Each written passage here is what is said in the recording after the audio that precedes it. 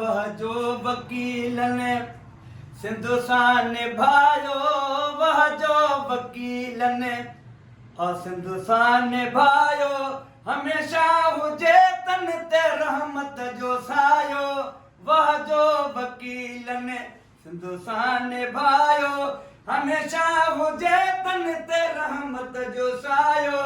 वह जो वकील ने छड़े बार बचना पाया पानी ले निकरी, जमींदार तरजा अञा ताईं बेफिक्री।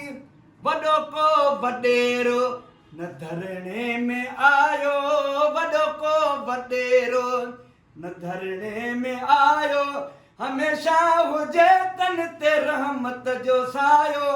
वह जो वकील ने वॾा बाहिमत हिन करे कोट वारा, कैनालनि खे रद कयो हयूं निकिरी नारा।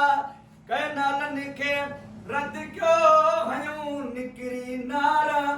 सुतल क़ौम खे जन अचिया जागायो, सुतल क़ौम खे जन अचिया जागायो, हमेशा हुजे तन ते रहमत जो सायो।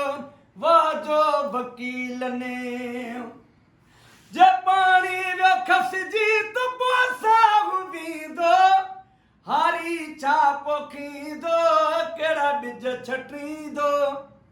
हारी छा पोखींदो कहिड़ा ॿिज छटींदो।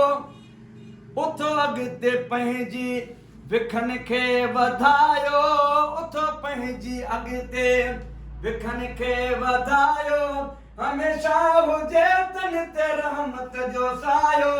वह जो वकील ने सिंधुसान निभायो, वह जो वकील ने आहे दुश्मननि जी ओ भली नियत खोटी, इंशा अल्लाह तन जी लहदी लंगोटी। कैनालनि ठाहिण जो जिन रागो गायो, कैनालनि ठाहिण जो जिन रागो गायो, हमेशा हुजे तन ते रहमत जो सायो। वह जो वकील सिंधुसान निभायो, वह जो वकील ने सिर साहु ॾिबो और पोइ ते न हटिबो, पंहिंजी सिंध अमड़ जो विड़ी केस खटिबो। नसुलनि पंहिंजनि खे चई हीअं ॿुधायो, नसुलनि पंहिंजनि खे अमर सां गदारी लिकी करणी नाहे, ही बाही बिल्कुलु हाणे ठरणी नाहे। भली ज़ोर पंहिंजो ए ज़ालिम लॻायो, भली ज़ोर पंहिंजो ए ज़ालिम लॻायो, हमेशा हुजे तन ते रहमत जो सायो। वह जो वकील सिंधुसान निभायो, वह जो वकील ने ए नाले मिठाई तारीख़ लिखंदी, सिंध खां सचाई सबक क़ौम सिखंदी।